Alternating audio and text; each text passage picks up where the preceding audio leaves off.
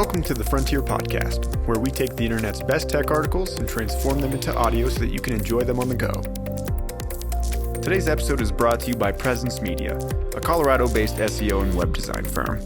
They create beautifully modern websites that effectively attract new customers to their clients. Visit them at presencemediadenver.com. That link will also be listed below. Today's episode was written by Callum McClelland. He's the managing editor over at Internet of Things for All and holds a degree in philosophy from Brown University. He thinks a lot about the ramifications of technology and has a lot of great content around that subject. Today's article is called How Does GPS Work? 6 Things You Didn't Know. We use GPS a lot in our day-to-day lives, and not very many of us think about how it actually works, so we're going to break it down. If you'd like to read the original article, including the embedded images, you can find it on iot-4-all.com. We'll have that link listed below. How does GPS work? 6 things you didn't know. GPS is just one of several space-based radio navigation systems. The Global Positioning System, GPS, is critical in enabling many of our technologies. GPS allows us to get accurate directions while we drive, helps emergency responders to quickly find callers, tracks how far we ran during a workout, and much more. But despite how ubiquitous GPS has become, and how essential it is for so many technologies, we've come to take it for granted. I realized that I couldn't answer how does GPS work. At a high level, I thought I understood how GPS works. Satellites transmit their location, and by using 3 of them, you can solve for your own location in 3D space. That's how GPS works, right? Turns out I was wrong. So here's how GPS works, and 6 things you probably didn't know. 1. GPS isn't unique. GPS is just one of several space-based radio navigation systems. Russia has its GLONASS system, the European Union has its Galileo system, and China has its Baidu system. However, the Russian GLONASS is the only other system that offers global coverage, though slightly less accurate than GPS. The Galileo system is expected to reach global operational capacity by 2019, and Baidu by 2020. Space-based radio navigation systems are essential to most military applications. So countries don't want to be reliant on another country if hostilities occur. The Indian military learned this the hard way in 1999 during the Kargil War, when they were selectively denied access. By who, you ask? 2. The U.S. government owns and operates GPS. Like many modern technologies, GPS was born out of the military during the Cold War.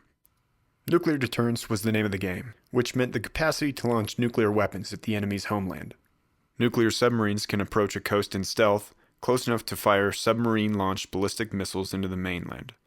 However, to fire a ballistic missile accurately from a submarine, it's critical that you know exactly where that submarine is located.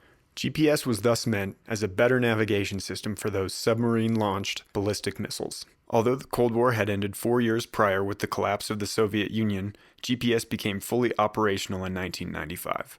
At first, the highest quality signal was reserved for military use. But in 2000, GPS was made freely available to the public as a national resource. 3. There are currently 32 GPS satellites in orbit.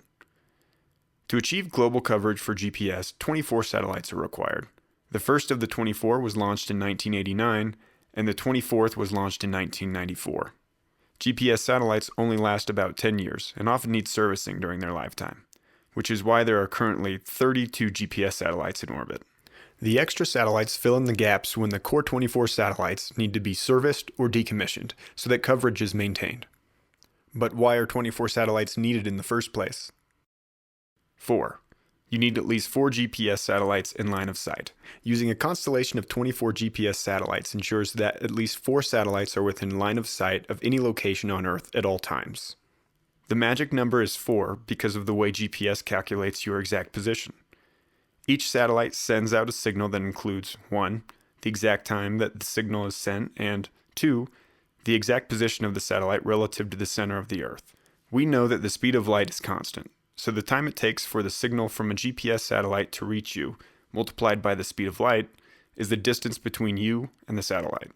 We also know the positions of each of the satellites, so by doing a little geometry, we can use the satellite locations and the known distances to figure out our own location.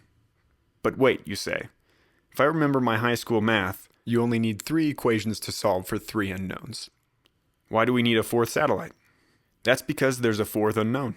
We don't actually know the exact time it took the signal to travel from the satellites to you. That's why. 5. GPS needs to account for general relativity. According to Albert Einstein's general theory of relativity, time moves faster for objects that are further from sources of gravity. Because satellites are further from Earth, their onboard clocks run 38 microseconds faster per day than clocks on Earth's surface. Without corrections, this would mean that GPS locations would be off by as much as 6 miles per day. So the fourth unknown variable is the time deviation from the atomic clocks on the GPS satellites. This is why 4 satellites are needed to determine precise location. However, one of the benefits of this system is that 6. GPS isn't just for determining location. The accuracy of GPS time signals is within 10 billionths of a second, which is second only to atomic clocks themselves. So GPS is also used for determining exact time, which is extremely important for time-critical applications. Our cellular networks, banking systems, financial markets, and power grids all depend heavily on GPS for precise time synchronization. In the communications sector, GPS timing allows synchronized call handoffs. In the financial sector, GPS timing allows for financial transactions to be accurately timestamped. GPS and the Internet of Things. The precise location and timing ability of GPS is a critical enabler to many IoT applications. From precision agriculture, to automated vehicles, to fleet tracking, to smart mining, and many, many more. So hopefully you can now answer how does GPS work, and know a little more about this amazing technology that has quickly become a necessary and ubiquitous component of our everyday lives. Thanks for listening. You can find more episodes just like this at tfpodcast.io. That link is listed below. Again, thanks to Callum McClelland. You can find more of his writing at iot-4-all.com. That link is also listed below. And thank you to our sponsor of today's episode, Presence Media. You can visit them at presencemediadenver.com. That link will also be listed below. Be sure to subscribe to our channel on YouTube and iTunes, or visit us at tfpodcast.io. If you would like to help support our show, we'd really appreciate it. Visit our Patreon and donate. All of those links will be listed below. Thanks for listening.